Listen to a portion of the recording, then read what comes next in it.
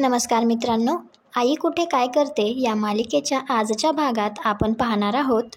समृद्धीमध्ये मंगळागौरीचे खेळ सुरू असतात तर यश लपून लपून आरोहीला बघत असतो. आरोहीच्याही लक्षात येतं आणि ती सुद्धा एका ठिकाणी लपून बसते. यश तिला इकडे तिकडे शोधत असतो परंतु त्याला काही ती दिसत नाही. इकडे आप्पासुद्धा लपून दरवाजाच्या सांधीतून बघत असतात. यशला आरोही दिसत नाही त्यामुळे तो थोडासा पुढे येतो, परंतु आरोही आता त्याच्या मागे असते. आरोही मागून यशच्या खांद्यावरती हात ठेवते तर यश म्हणतो, आप्पा थांबा हो, आरोही दिसत नाहीये मला. यश खांद्यावरील आरोहीचा हात धरतो आणि म्हणतो, आप्पा तुमचा हात एवढा सॉफ्ट कसा झाला? तर आरोही लगेच म्हणते, कारण मी आप्पा नाही आरोही आहे. तर यश घाबरून पळायला लागतो. तर यश आणि आप्पा दोघेही सगळ्यांच्या समोर येतात आणि आप्पा यशला म्हणतात, गेलो आता आपण तोफेच्या तोंडी. त्यानंतर कांचन त्या दोघांना म्हणत असते, तुम्हा दोघांना लाज वाटत नाही का? बायकांचे खेळ असे लपून छपून बघत होतात. आपल्या कॉलनीतल्या बायकांना काय वाटत असेल? यश आणि आप्पा मात्र हाताची घडी तोंडावर बोट असं शांतपणे बसलेले असतात. त्या दोघांना तर पाहून अगदी आपल्या लहानपणीची आठवण होते.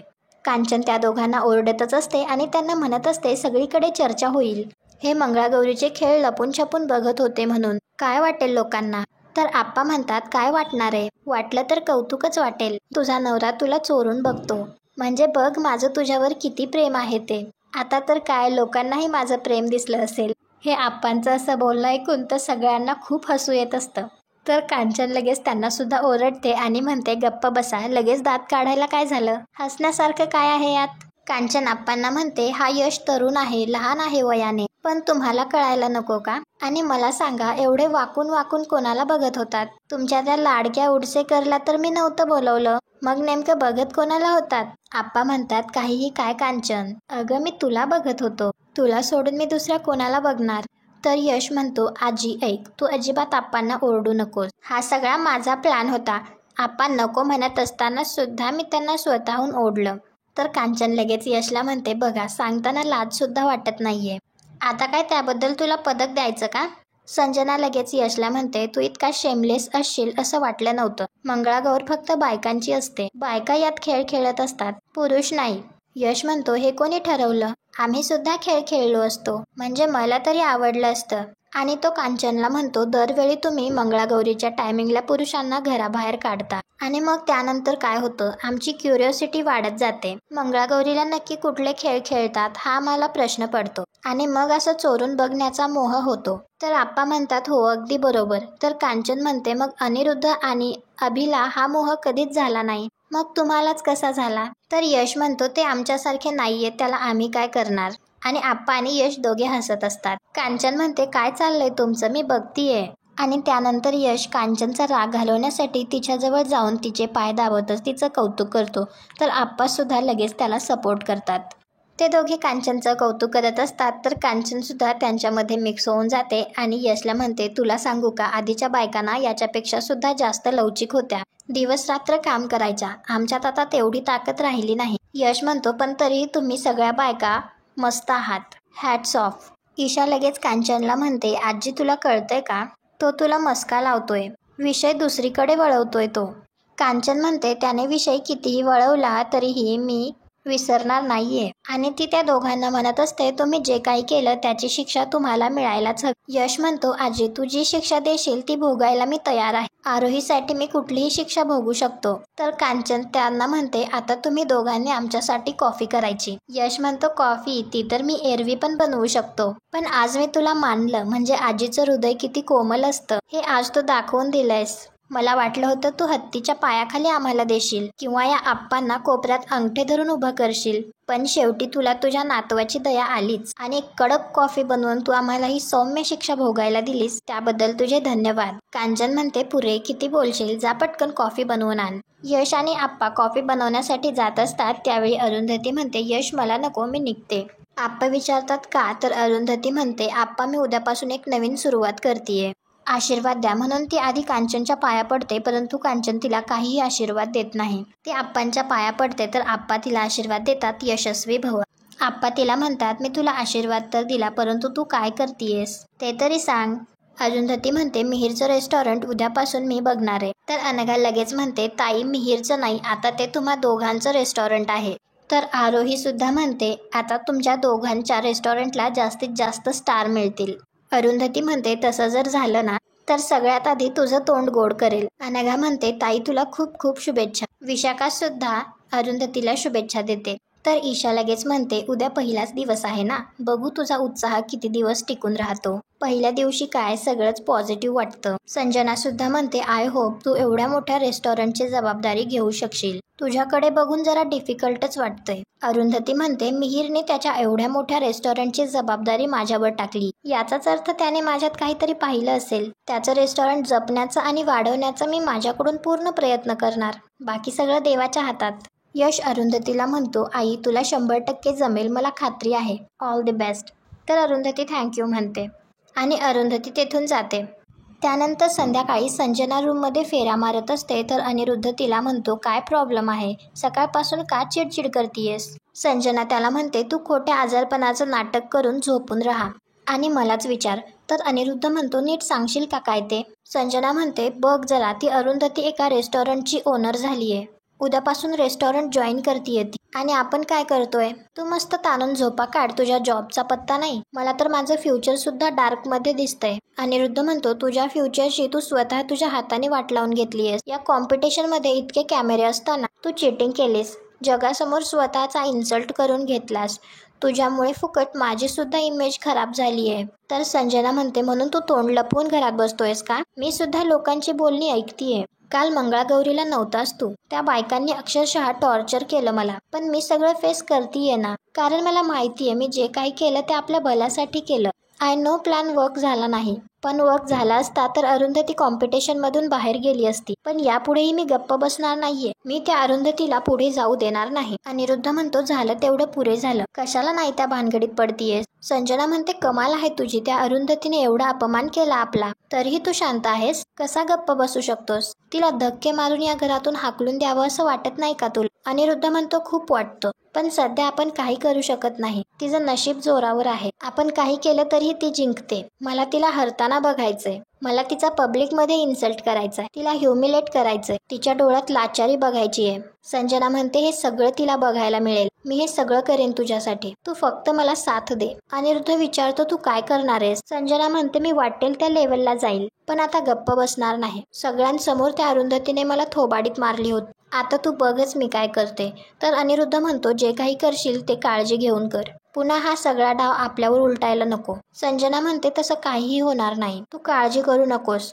मी खूप सावध राहून पावलं उचलणार आहे. बघ आता मी काय करते ते. दुसऱ्या दिवशी अरुंधती रेस्टॉरंटमध्ये आलेली असते. तर तेथील स्टाफ तिचं स्वागत करतो आणि यामुळे अरुंधतीला खूप आनंद होतो. अरुंधती त्यांना म्हणते, खरं तर आपली एकमेकांची चांगली ओळख पण नाहीये, एकमेकांची काम करण्याची पद्धत माहिती नाहीये, त्यामुळे सुरुवातीला कदाचित जड जाईल. पण तुम्ही लक्षात ठेवा, मी इथे काही तुमची मालकीण वगैरे म्हणून आलेली नाहीये. मी तुमच्यातलीच एक आहे, तुमची सहकारी असंच समजा. मिहिरने एवढ्या मोठ्या रेस्टॉरंटची जबाबदारी माझ्यावर सोपवली आहे आणि मी ती तुमच्या सहकार्याशिवाय निभावूच शकत नाही. त्यात हे रेस्टॉरंट म्हणजे त्याच्या आईचं स्वप्न आहे, त्यामुळे आपली जबाबदारी अजून वाढली आहे. आपल्या सगळ्यांना माहितीच आहे, आपल्या रेस्टॉरंटचं बाहेर खूप मोठं नाव आहे. ते आपल्या सगळ्यांना मिळून जपायचंय आणि वाढवायचंय.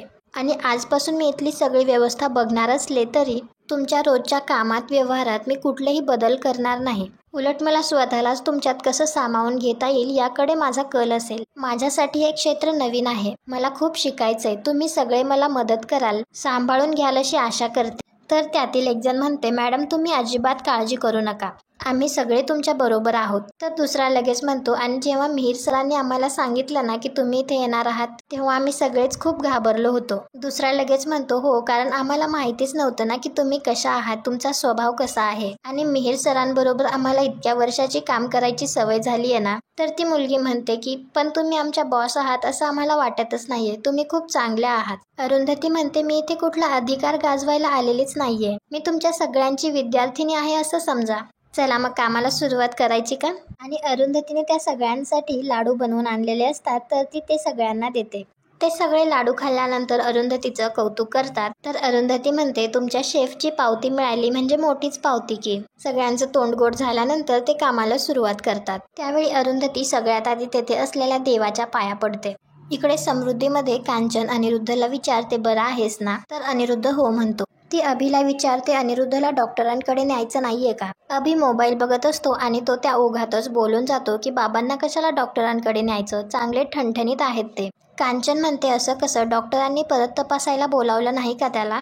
त्यावेळी अभि भानावर येतो आणि म्हणतो बोलावलं आहे ना, पण एवढ्यात नाही, त्यांची औषधं चालू आहेत ना, ती संपली की मग चेकअपला जायचंय. कांचन विचारते याची औषधं चालू आहेत, पण मी त्याला कधी बघितलं नाही औषध घेताना. आणि ती अनिरुद्धला विचारते औषधं घेतोयस ना तू, उगाच टाळाटाळ करू नकोस. अनिरुद्ध म्हणतो घेतोय आई, संजना मला वेळेवर औषधं देते, तू नको काळजी करू. आप्पा अनिरुद्धला म्हणतात मला जरा तुझे रिपोर्ट्स बघू दे, म्हणजे कुठल्या कुठल्या तपासण्या झाल्यात आम्हाला काहीच माहिती नाहीये ना.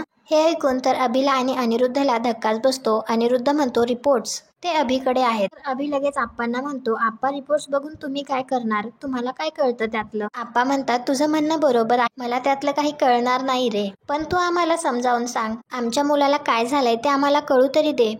अभि म्हणतो आप्पा मी आहे ना, मी बघतो सगळं, तुम्ही उगीच रिपोर्ट बघणार मग टेन्शन घेणार, त्यापेक्षा राहू द्या, एवढं काही सिरियस नाहीये, हळूहळू रिकवर होतायत ते.